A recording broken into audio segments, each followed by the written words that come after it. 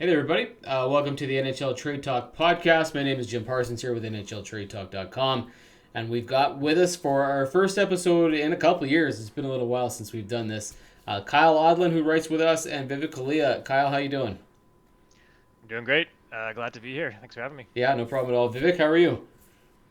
I'm good as well. Thank you for having me. Not a problem. So here's what we're going to do. So it's been a little while. We're in the dog days of summer in the off season. There's not a whole lot going on, but there's been plenty of news that we can talk about because we haven't done a show up until now. And so we've got all this news, all this trade talk and speculation and free agency stuff and the draft and everything that has happened that we haven't addressed yet. So we're going to get a chance to do some of that here. We're going to start with a little key news. So storylines that we've been watching, trades that we can talk about, free agency, a couple hot takes, and then we'll close things off. And we'll probably try to shoot for about a half an hour here. So Kyle, I'm going to let you start. We'll start with the key news. Any big stories that you kind of caught your attention this summer, this off season? Big news that you were kind of like, oh wow, that was kind of a shocker. Yeah, so I guess for me it's been around the Dallas Stars off season. I mean, they traded their two best players, arguably, and then they now have them both back. Those trades fell through. You don't often see that happen. One trading both your best players and then them not those trades falling through. So Jason Robertson with Jim Nill. I mean, the trade to the Seattle Kraken, and then again he nixed that. He was going to get 15 million from them, but I guess that's he didn't want to go there. So he came back, and Nill and him kind of worked it out and did a 1 year kick it down the road kind of deal. So he's got the $12 million there now, but it'll be really interesting to see how that plays out throughout this season. And then the Thomas Harley for Werenski one was the really big one.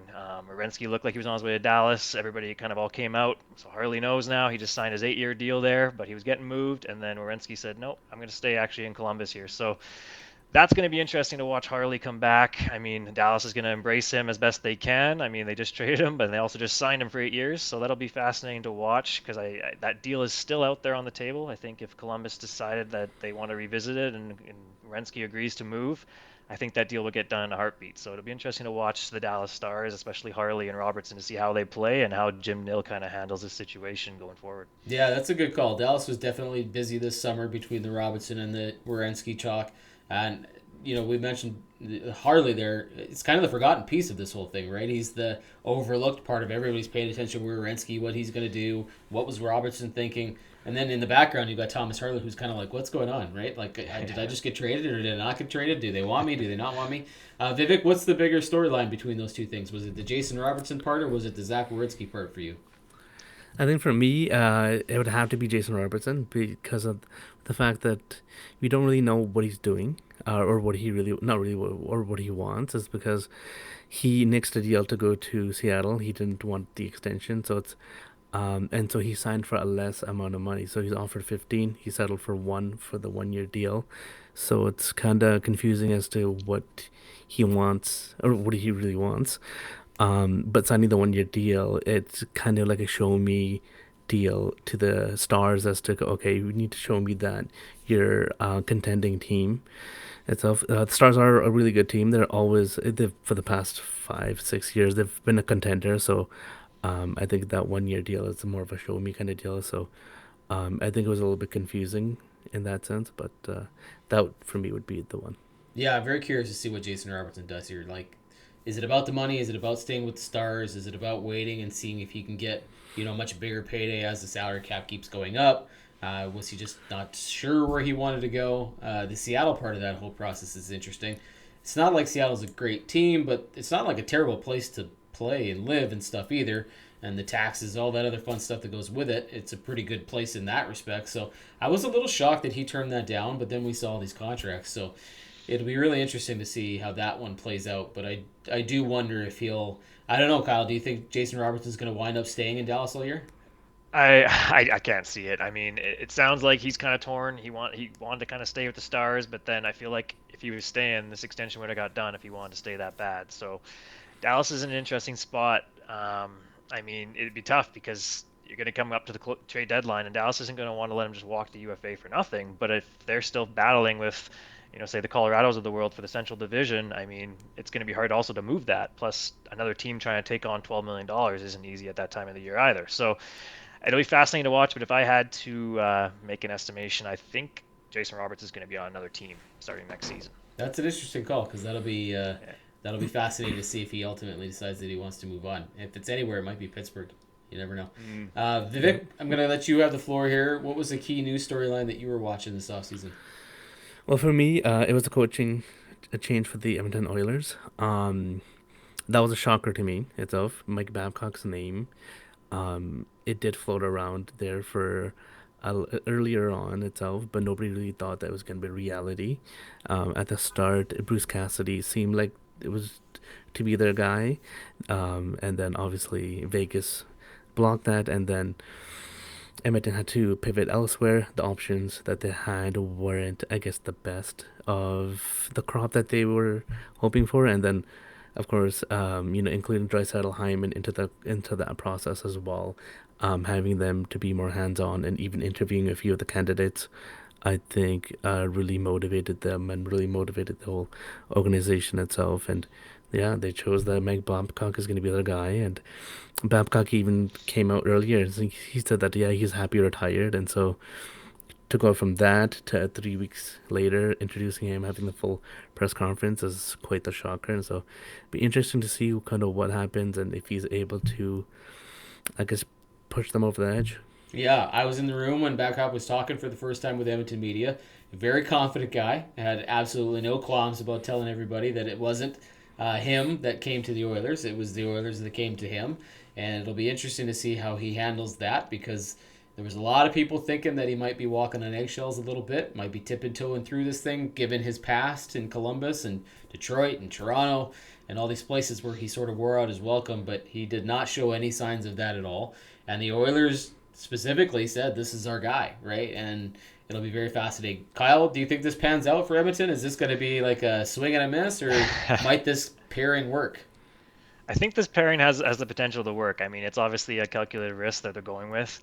I never really did buy the whole give it one more week and the Vegas Golden Knights were going to let Cassidy go. In the end, I feel like Vegas was going to hold on to him for as long as possible. And I even think if the Oilers had the choice between the two, I still think Mike Babcock was their guy. They seemed all in on him. The players want it. They pushed for it. And Mike Babcock obviously wanted it as well once they came to him. I mean, they brought in DJ Smith and they paid him a lot of money to be an assistant, which is kind of unheard of, but I think he's there to kind of be the one guy that can talk back to Babcock, tell him when he's out of line and keep that in check because I mean, Babcock does come with a history. But I think his style and the way he's going to push the guys, especially if they buy in like they say they will, I mean, it has the potential to kind of blend perfectly, but it is a risk. And I mean, it'll be fascinating to see when things are going bad, how it's all handled, because it's not always going to be sunshine and rainbows throughout the whole season. So that'll be the most fascinating thing to watch as the season progresses. Yeah, and I'm very curious to see where that line is, right? Like, when is it too much? Like, he's going to be expected to push. That's what they want. And it's probably going to get uncomfortable at times. Media's going to question this. The fans are going to wonder what's going on. If there's a losing streak, everybody's going to doubt that this was the right idea. But the players are going to have to come back and kind of go, no, this is what we asked for. We need a guy who's going to push us. It's not always going to be comfortable. It won't be easy, but it'll be very interesting to see when's too much too much. You mentioned DJ Smith, and he's going to be kind of that buffer guy, right?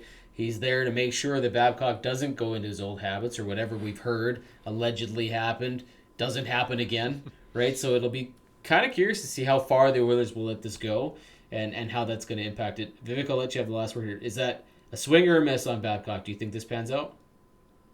I do think this pans out because it seems like the entire team is and the entire franchise is bought into him, and he even said it. He even said it too. He's like, you have to be all in on Mike Babcock, otherwise this is not gonna work.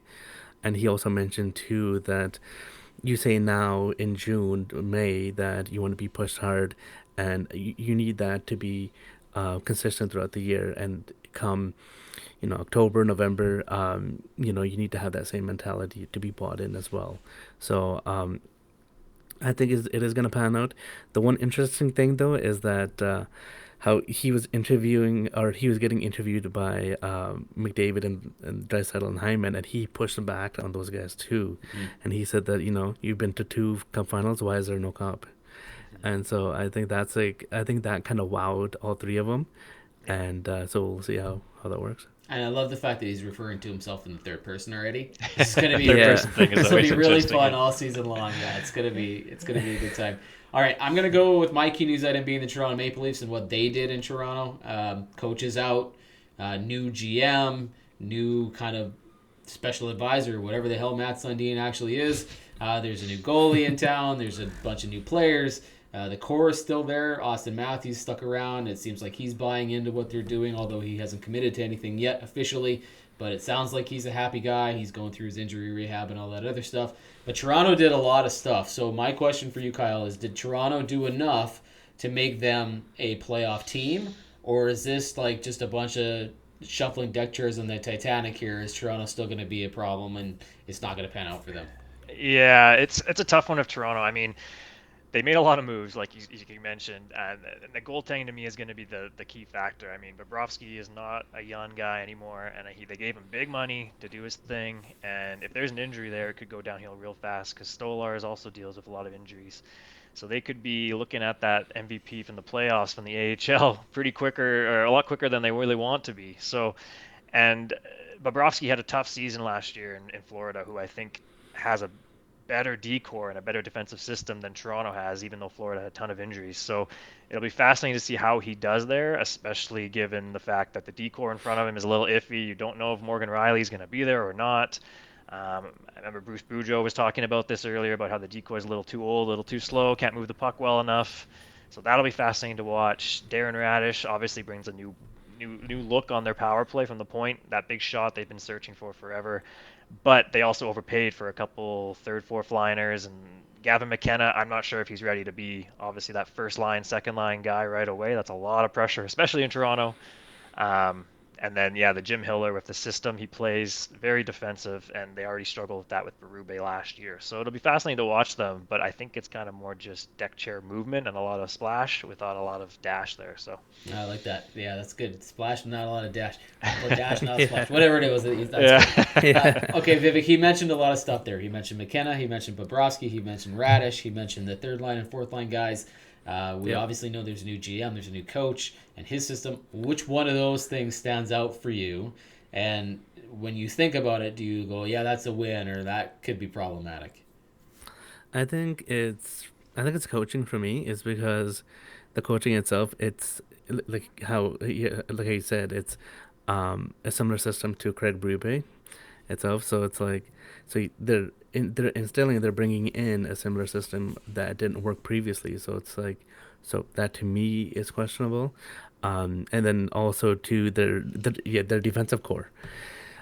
Still having Morgan Riley, if he's playing those top minutes, top four pairing minutes, he's not the defenseman anymore, but he can carry that load. So do they hang on to them? Do they deal them? We do know that earlier within the offseason, the San Jose Sharks they were one of the teams that was interested on him. They pivoted towards Darnell Nurse.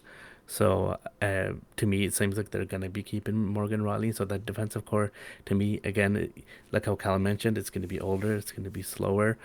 Chris Tanev itself, he's not what he was before. He's injury prone now.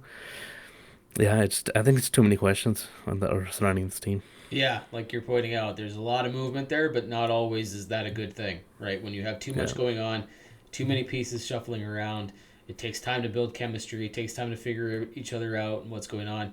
A lot of different voices, a lot of different ideas. We'll see if it works in Toronto. I mean, they felt like they needed to change something, and they obviously did. They were not very good last year. So we'll see what happens there. All right, let's pivot to some key trades. Vivek, I'll start with you. Were there any trades that you saw this summer, trades that you think might be happening, were close but didn't happen? What stood out for you in the offseason? For me, of course, I think the biggest one was Brady Tkachuk. Of course, going from Ottawa to Florida itself, playing with his brother.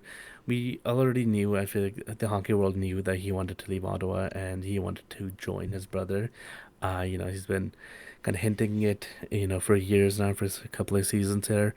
His body language, the way he was playing the last couple of games in the playoffs there, kind of hinted towards that he was already out the door itself. And so that to me was the big story, the big trade. And I felt like it was kind of a good situation for the Senators as well. Of course, you don't want to see your captain leave, but the return that they got, and they were able to flip that return. In order to get William Eklund itself, I feel like it was a positive situation for them. So it'd be interesting to see how they go, how they move forward beyond that. But yeah, to me, that was the biggest one. Kyle, did you like the trade for Ottawa? I know that the returns were all basically futures, and like you said, he did turn that into Eklund. I think the Senators aren't done. But what's your overall take on the idea that Brady Tkachuk is gone? Maybe the distraction's gone, or is it more of a like, hey, that's a pretty big piece to lose from this roster if we want to make the playoffs again? Yeah, I mean, the writing was kind of on the wall, especially after the Olympics. It just kind of seemed like obviously they've been talking. You hear Brady Tkachuk go to Florida, and he's doing interviews talking about all the names, like they're his best buddies, and all the nicknames of all the guys. So him and his brother, you can tell, they've been talking about this for probably a good year and a half now. So obviously losing your captain, Brady Tkachuk, was arguably their best player. I mean, he brought a lot to that team, a lot of heart. You hit everything that moved. You create a lot on the ice, but I think getting out of that kind of horse and pony show will help them moving forward. I mean, there's a lot of distractions there. You see the podcast with his brother and his dad, some kind of subtle shots at teammates and this and that get leaked. And the dressing room there, I'm sure, is probably happy not to have that distraction. So, I mean, there could be some positivity on the horizon. Obviously, losing your captain's tough, but I think it's going to, in the end, be a good move for Ottawa, and they're going to move past this better than lots of people are expecting. Yeah, I'll be interested to see if they are a playoff team. If anything, they might miss this season if they can't replace or add to the roster. But I think in the long term, I think this was probably the best thing for them. I think he needed to get out of there. I think he wanted to get out of there. So yeah, I think that's probably the best deal. Kyle, trades for you. So Vivek with Brady Tkachuk, who's your pick? So I'm going to go a little off the board. I mean, maybe not be off the board, but I'm a big fan of this player and Jordan Kyrou being traded to Washington. So I mean, it's lesser talked about team in Washington, but the moves they made, and I mean, they paid a lot to get Kyrou. They gave up McMichael, who was a good young player. They gave up the 16th overall pick and another prospect, but Kyrou's speed and skill, a good puck mover for that team. They have a lot of bigger bodies, a lot of slower bodies. Ovechkin doesn't move a lot on the ice, so having a guy that can kind of be that puck carrier and puck mover up the ice, I think is huge for them. They brought in Alex Tuck, and their forward core is looking pretty scary. So, I mean, you bring in those moves. I think sign Boone Jenner for the third line as well. So, I mean, a lot of moves in Washington, but that Kyrou one, I think, is going to be huge for them. They've needed that kind of player in their lineup, and he's a huge upgrade for what they've been looking for, especially also bringing Tuck, who's a little bit of not as fast, and they have Ovechkin and Protas and those kind of guys. So I think he'll fit in fantastic there. Yeah, I think they'll be a good team. I'm curious about their defense, but I think they'll be a strong team. Vivek, do you think the Kyrou trade and the Tuck signing were indications that Ovechkin might not be coming back, or was it kind of like, hey, we want Ovechkin, so we're going to do this to get him? Like, what was your take on the moves and then all of a sudden Ovechkin deciding not to retire? I think it was a little bit of both. I think it was them kind of. I think it was the Capitals preparing for for a time without Ovechkin itself. So they were kind of gearing their forward group, the top six, for that. And then, as soon as the Capitals got both of them, Ovechkin kind of saw that and said, okay, that kind of motivated him a little bit, and he probably thought, okay, let's do one more run, see if we can go all in. And so I think it was the best of both. But I do agree with you on the defense there. I think the defense is questionable for them to be like a legit contender itself. So I think that they're kind of weak on that side. So we'll see how that goes. But I did like their moves. I really did like their additions that they made. Yeah, it'll be interesting. I think Washington's going to be a bubble team this year. I think they'll be solid in certain places, and I think they might struggle at other times. But I do like the additions of Tuck and Kyrou, and I think Ovechkin clearly like the additions of those two players. So I'm curious to see how that goes. I'm going to go with a local team that I cover here with the Edmonton Oilers in the Darnell Nurse trade. This one was really interesting for me on several fronts. One, because this was a team who was going to sit down with him at the end of the season and talk again about whether or not he'd be open and waiving his no trade. And he beat them to it. So instead of having to be asked for a second time, he said, look, I'm good. Like, fresh start. Let's move on. Let's cut ties. Let's do what we need to do. He gave them 3 teams. Philadelphia, Pittsburgh, and there's another one in there. I keep always forgetting who that third one is, but The ultimately, Bruins. yeah, the Bruins, and it didn't pan out. So he had to expand his list to San Jose, which a lot of us here thought that was the most logical fit anyway, Yeah. right? That was a team that he would do well with. That's an up-and-coming team. They had plenty of cap space and a lot of room. And so I'm a little surprised that the trade got done only from the standpoint of I think this Oilers core wanted to win together, and losing Darnell Nurse as part of that core is a real hit. But at the same time, look at what the Oilers have done this offseason and the drastic moves and decisions they've made. And I think they're feeling like nothing's off the table here. So Nurse wanting to go probably alleviated some of that guilt and that feeling of like, hey, we can't lose this guy, because it was him saying, I'm ready to move on. It wasn't like, hey, we want you out, even though that is kind of what the case was here. The fans had sort of seen enough and the team needed to clear the cap space. But I thought that was a very interesting trade. Kyle, do you think this is a situation where the Oilers are going to wish that they hadn't done this? Or is this kind of, it needed to happen, it was a little overdue, probably the best move for the Oilers? Yeah, it definitely needed to happen. I mean, I kind of covered this in one of the articles about the return. The biggest surprise for me was the fact that there was no retention. I mean, I think everybody also kind of focused on just, okay, the money's gone, but they actually got some valuable pieces back in Shakir Mukhamadullin and Zach Sharp, who Bowman kind of knows back from the Chicago days. He played there when he was 13, I believe. So Bowman's kind of been following him. He's a fourth-round pick. But getting both those pieces back, Mukhamadullin is kind of a young Nurse, kind of built the same, kind of plays the kind of riverboat style that Nurse always played, especially when he was younger. And then just the cap flexibility the Oilers got is huge. I mean, you can see the moves they made right after that, and they have kind of not been in a situation where they've been able to do that in a while. However, it might be a classic case of, you always miss what you don't have anymore, because the Oilers fans love doing that, getting rid of guys, and then all of a sudden looking back and going, oh man, we could really use Darnell Nurse right now. So, I mean, they're going to miss some of what he brings, his tenacity. He blocks a lot of shots. He sticks up for his teammates. But I think the move was just overdue, and it had to be done. And I think the Oilers got the best of a deal that they probably could have ever dreamed of. I would imagine. I feel like San Jose could have done more in that trade. Vivek, what about you? Is this a situation where the Oilers, did the right thing here, and then the dominoes that followed after the Nurse trade are going to work out for Edmonton? Or was this one of those, like, you know what? Nurse was a pretty good player. Yeah, maybe he was overpaid, and there was a lot of people that had gone a little sour on his game, but they're going to miss him. What's your take on this? I agree with Kyle there. I think it needed to happen itself. It was, I wouldn't say long overdue, but it did need to happen. I feel like this summer was the perfect time to do it. They both mutually agreed as well itself. And I guess the surprising thing, again, what Kyle mentioned, is that the entire cap hit, was taken off the board. And now the Oilers have the cap room to do more moves itself. And Stan Bowman itself, I believe he was on Bob Stauffer a few days ago there, and he was saying for the first time in a long time that they have salary cap space going into the season, and if they need to make in-season additions, they'll be able to do that, rather than like how many seasons have we heard cap in, cap out, or money in, money out? Yeah.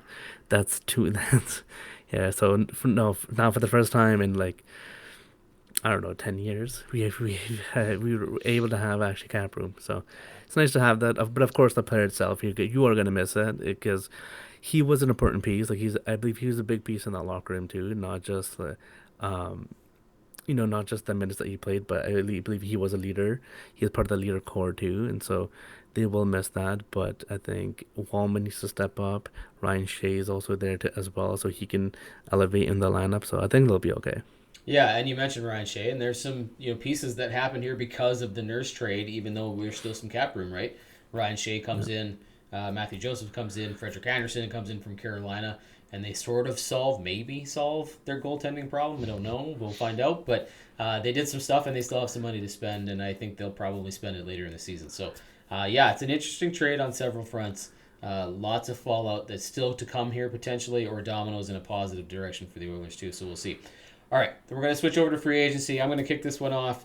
This could be anything from free agents that signed and your take on their signings, free agents that haven't signed and you're surprised as to why, or something that might be coming down the pipe here. I'm going to go with something that might be coming down the pipe here. I'm going to start with Quinn Hughes. I know that he's not an unrestricted free agent this year. That's coming. He's got another year on his deal. But he is looking at signing, trying to figure out what they're going to do in Minnesota. The Wild went out and on a limb and traded a pretty hefty package to get this player. He's a very, very good player. It makes Minnesota a much better team. But nobody seems to know what he's doing. Nobody has a clue whether or not he's going to sign.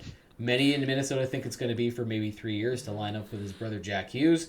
But we don't know that for sure. It's still kind of one of those lingering questions, like, is he? Is he not going to do that? What's he going to ask for? How long is he going to do it? What's going on behind the scenes? Are they scheming together as brothers? Are they trying to figure out where they're going to wind up? Like, is it New Jersey inevitably? Are they all coming to Minnesota? Is it going to be somewhere totally different altogether? Like, if I'm Bill Guerin in Minnesota, I'm going like, what is happening here? Like, what did we trade for? What are we trying to sign here? What commitment are we going to get? So Quinn Hughes is a real interesting one for me. Ultimately, I think he signs in Mini. I'm a little concerned with the conditions on the signing, like no moves, no trades. Like, what are you going to pigeon yourself or back yourself into a corner if he ultimately says I'm going to go? How much are you going to give him? Would you be better off if you know he's not going to commit to trading him, and how and when do you do that? Because are you good enough as the Wild to compete if you don't add to your roster? And how all in do you go if you don't know if you're keeping Hughes? Kyle, I'm going to go to you. What's your take on the Quinn Hughes situation? Yeah, that's a fascinating one. I mean, I think it can go a couple of different directions, obviously. I think in the end he's probably going to sign and kind of align with his brother, but Bill Guerin's known to big moves, and he's either going to build around Quinn Hughes and convince him to stay. I mean, Larkin and the Wild have been rumored. Bill Guerin would love to probably trade for Dylan Larkin and pair those two up. I mean, they're really good friends from the USA Hockey, and I think he's exactly what the Wild would need as kind of a second line guy there. But the other alternative is they also flip him to New Jersey and just get assets back now, because what the package they're going to get is going to be pretty big. I mean, if you can get something like a Dougie Hamilton and a Nico Hischier, you kind of fill a couple of holes there. And yeah, you don't have Quinn Hughes, but are you better off for it? It's tough because Quinn Hughes is just so dynamic. But that situation is going to be fascinating to watch. Eventually they're going to play together, but yeah, I guess the question is when and where. So, Vivek, do you think he signs? How much do you think he signs for if he does? I think he does sign, because I do believe that he will align it with his brother, and I think he's not going to do less than 18 million. I don't think. I think he'll try to get his the most that he can itself. Because we've seen these crazy contracts over this summer. Just a wild amount of money, and so no pun intended. Yeah. But we've seen it's just crazy amount of money. So I think he'll go 18/3 itself, and then that'll give us enough time for line up with Hughes, and then they play together. And so we've seen that with the Kachucks, and I think it's a common trend now that the brothers in the NHL, that they do kind of align together and that they go play somewhere. So I think it's the direction that they go. I'll tell you what I do though if I'm Bill Guerin. If you're going 18/3, there's no way that I am giving Quinn Hughes a full no move. Right? Like, there's no possible way. You cannot put yourself in that position where you give him the term he wants, you give him the money he wants, and then you let him say, okay, well, I'll only go there. Like, because you know you're probably going to have to trade him, right? So if that's the case, whether you trade him the year after, you try to sign it and make a run for 2 years, or whatever you're doing, if you're Minnesota and you're Guerin, you either load up or you just go, hey, we'll trade him when we can. If you can only trade him to one place, I mean, what's the point? Trade him now. That's my opinion, right? If you're not going to be able to trade him later and you don't have choices and you sign him to a huge deal and you're not going to win, I mean, you gotta make sure you have flexibility there. That's how I see it. Kyle, I'll move over to you for free agency talk. So, who were you looking at? What signing did you like? Who do you think's guys like? Where are you going with this one? Yeah, so I'm going to go the other way on a signing that I really did not like for that team. I mean, the AJ Greer signing in Anaheim. He signed for 4 years, big money, 4.25. He had never scored more than 6 goals in a season, and he hit 17 last year. But he was playing on a Florida team that was really hurt, so he got a lot more opportunities and minutes he might get now in Anaheim. But the wild part about that is how it all played out after Cutter Gauthier or Leo Carlson got the offer sheet, because Now he's at the 18 million. The Ducks they only have about 9.1 in cap space, and that's not enough to sign Gauthier. So the fascinating part for me is that 4.25 that they overpaid, I think, pretty badly on AJ Greer. They could really use right now to give Gauthier somewhere in that 13 to 14. So they're probably looking now having to trade one of their veterans that they've really enjoyed having in the Kreiders or the Killorns of the world. Maybe a Troy Terry gets moved or is on the outs now. So the team look, I think, changes a lot because they brought in AJ Greer on that overpay, and I don't even know if he can live up to that deal. I mean, he's big, he kind of hits and does some stuff, but he's never been that 17 goal scorer that he was last season. So just for him to live up to it, and then the fallout from it now is just fascinating to watch for the Ducks rebuild to kind of be almost reset on its head, especially after the offer sheet. You bring up an interesting point in Anaheim, right? There's so many big names and so many things that are happening there, big contracts, potential contracts coming down. And you even got like Brett Sedeke and stuff that you're going to have to worry about. But it's AJ Greer who throws a wrench into all this. Like, of all the people that could screw this up, it's the AJ Greer deal that might be the thing that just, like, everybody's like, oh my God, what did we do? Right? And who would have saw that coming? I mean, I'll get into it later in one of my takes in a bit here, but yeah, like, do you agree, Vivek? Do you think that was a huge mistake by Anaheim? Oh yeah, 100%. I agree with that. Like I said, like previous years, he had 6 goals. He had 17 only because he had more ice time. I don't think he gets that in Anaheim itself. And Anaheim had other glaring needs. So they had so many. They had a few defenders that just walked out of free agency. Radko Gudas is one of them. Trouba was one of them. John Carlson as well. So they had 3 vets that just walked away, and then I don't think that they even replaced him with anybody that's even remotely the same level as well. So, yeah, like how Kyle mentioned, the rebuilding has been restarted in a way. Yeah, good point. Yeah. All right, I'll go to you. Last one for free agency here, Vivek. Who's the person that you're kind of keeping an eye on here? I think the surprising one was Patrick Kane, going back to Chicago. I had thought that he would go to Buffalo. Thought, especially the year that the Buffalo Sabres had, first time that they made the playoffs in 14, 15 years itself, and that's kind of exciting. They have a young, exciting team. The fact that they don't have Tuck anymore, so I thought they'd use that money towards getting Kane, which I'm pretty sure they would have given it to him, but I think that he wanted to kind of essentially go back like to his other home itself and play with Bedard itself. But I think the confusing part is that I didn't see the Hawks really doing anything too drastic. I know they got Byram as well, but itself to me it just seemed like they haven't improved greatly. They just kind of stayed the same. Yeah. Itself, so. Kyle, what did you think of that move? Were you surprised that Patrick Kane went back to Chicago? Do you like that for them? Yeah, I think it's fascinating to watch him go back there. I mean, it's kind of a cool story. I know there's talk about the Jonathan Taves potentially joining him for a little bit, but it'll be interesting to watch that. But I never expected Kane to really go back there. I thought Kane would probably try and finish his career on a team that has more of a shot to win.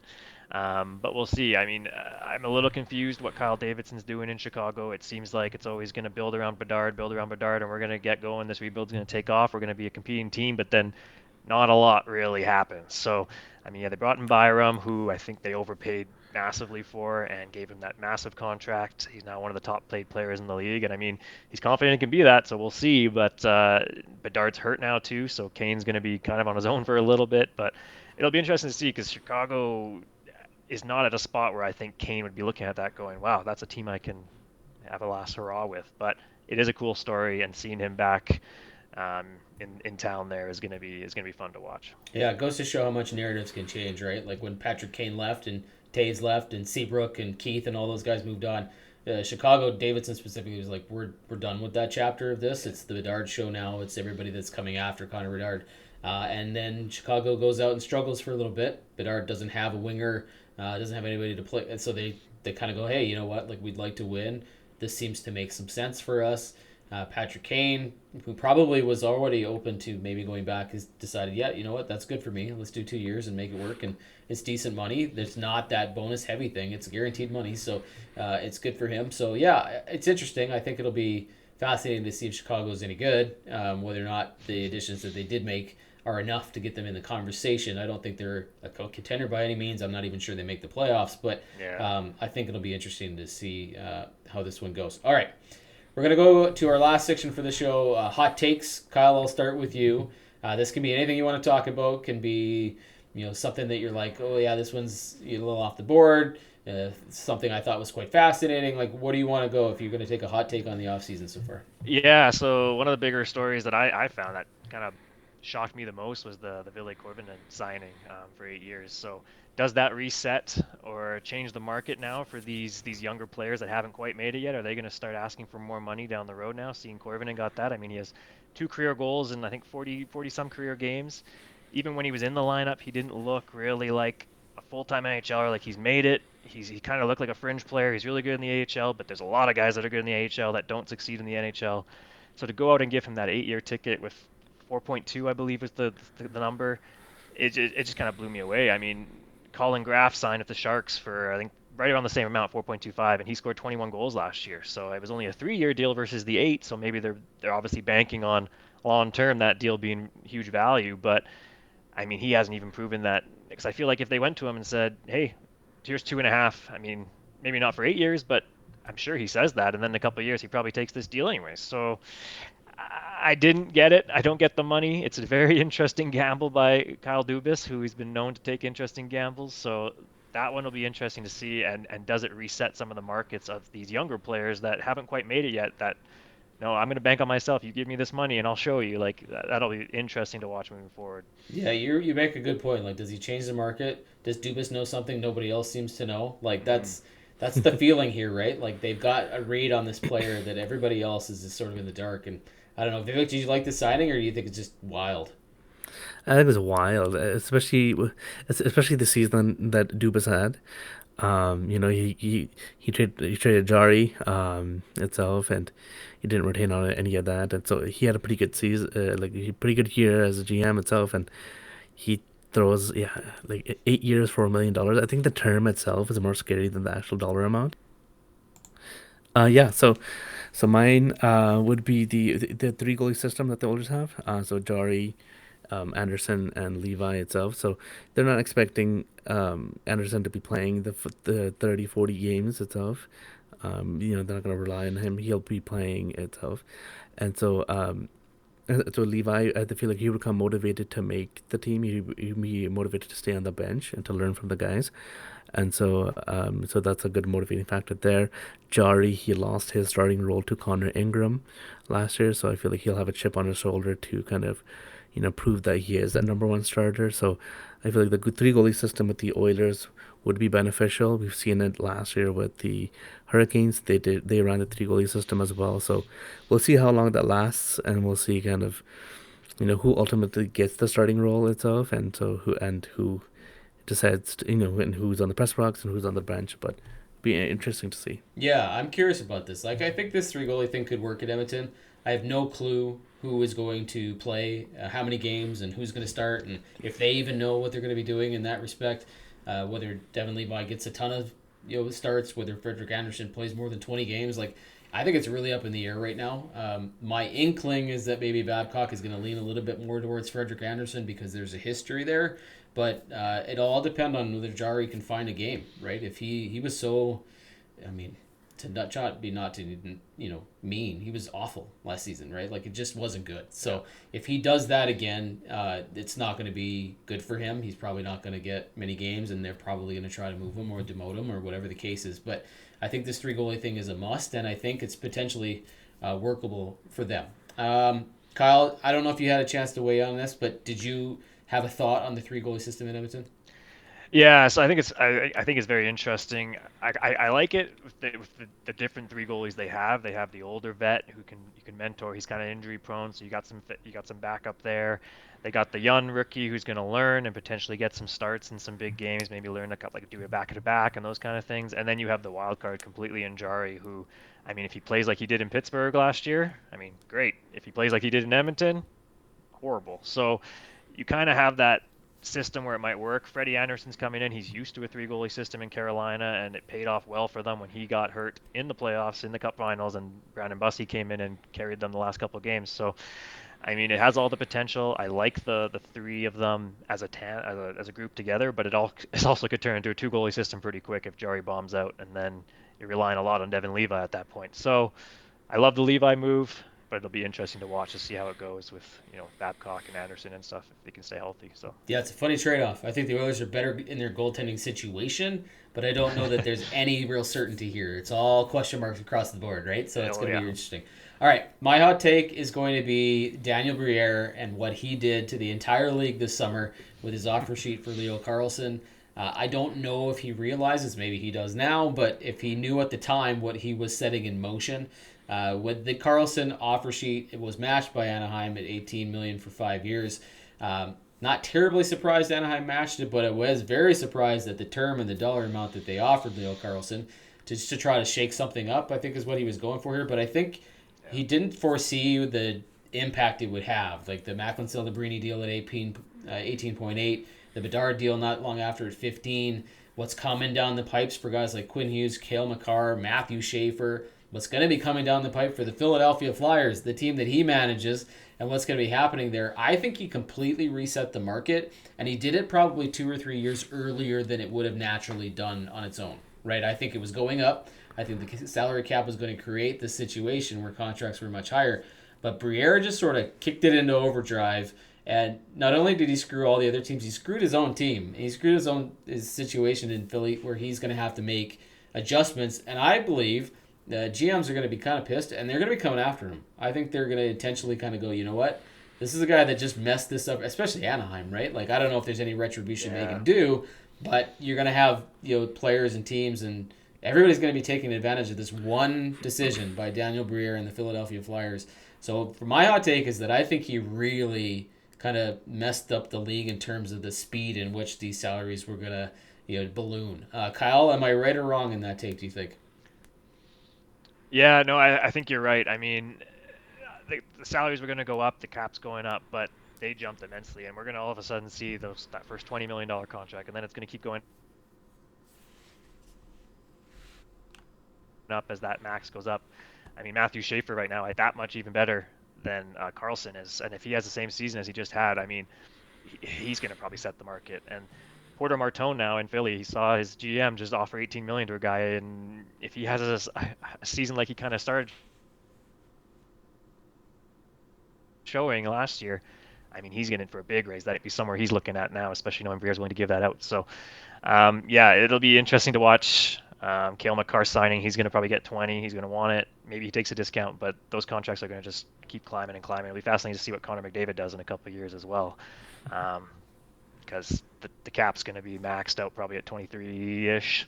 So, I mean, yeah, it'll be interesting to watch.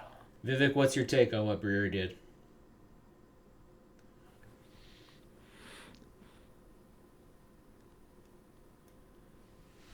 Vivek, do you have an opinion on what Daniel Briere did with the Flyers here? Yeah, exactly. So I do agree as well with the kind of Cal itself was saying is that he did set them quickly, in the sense that like he didn't jump the gun, but I think he put all the GMs on notice. I think the actual question is here is, with the RFA phase that you have, do you sign them kind of right away, or do you wait to sign them and then risk for that offer sheet to happen? But I guess it depends on the RFA as well in that sense, because I guess Matt Savoy he's not gonna get an 8x8 or an 8x9 right now, because Stan Bowman's gonna be he's gonna be scared of an offer sheet, so he might let that go to the to free agency itself. But if Savoy has a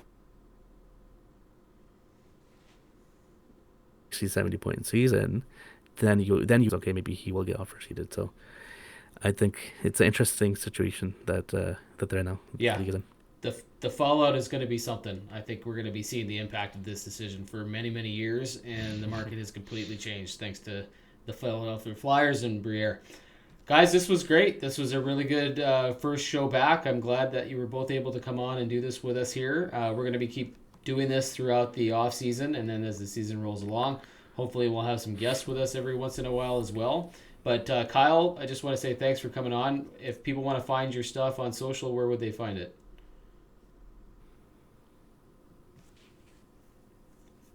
Kyle, can you share where your social media profile would be so that people can find your stuff? Yeah, so if you want to find my stuff on X, it's kodland15. Yeah, I have a link there to all my stuff, so I'd love if you guys read it. Vivek, what about you? My stuff is also on X as well, so it's V_Kalia95, and all of my stuff is linked on my profile as well. I do engage with the readers and commenters as well, so yeah. Right on. And people can find me at NHL_Trade Talk or at the Jim Parsons on X as well. Thanks, everybody. We appreciate you tuning in. We will join you probably in about a week or so when we've got more news to talk about throughout the offseason. But for Kyle, Vic, and myself, don't forget to go to NHLTradeTalk.com for all of these news stories as we keep updating things every day. And we'll see you on the next episode. Take care, everybody.